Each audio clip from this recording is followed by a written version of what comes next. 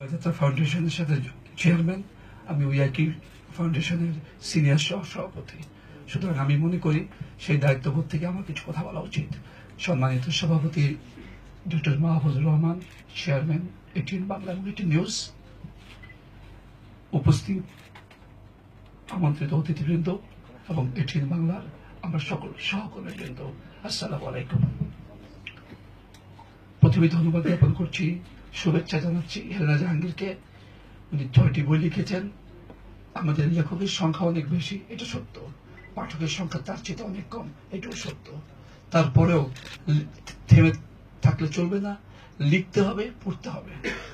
লিখা এবং পড়া এই দুটোর যখন সমন্বয় করবে, আমি বিশ্বাস করি যে আমরা আমাদের যে সামাজিক মূল্যবোধে অবক্ষয় হচ্ছে সেখান থেকে বের হয়ে আসতে পারবো। এবং এই বের হয়ে আসতে হলে বই পড়তে হবে। রবীন্দ্রনাথ একটা কথা বলেছেন, জোর করে সবকিছু হওয়া যায়, গুরু হওয়া যায় না। গুরু হতে হলে জ্ঞান অর্জন করতে হয়, আর জ্ঞান অর্জন করতে হলে পড়তে হয়। পড়ার কোনো বিকল্প নেই।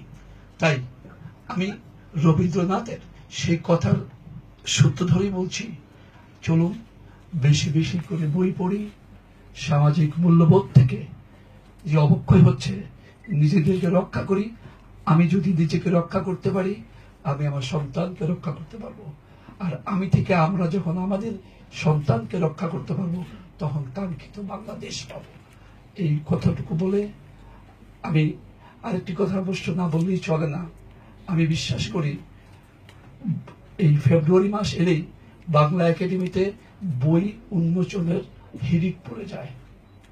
বাংলা একাডেমিকে বাদ দিয়ে যদি বলি, এটিএন বাংলা বাংলাদেশের একমাত্র চ্যানেল, আমি যতটুকু জানি একমাত্র চ্যানেল যে এই ভাষার মাসে সেই চ্যানেলের স্টুডিও থেকে অনবরত বইয়ের মোড়ক উন্মোচিত হয়।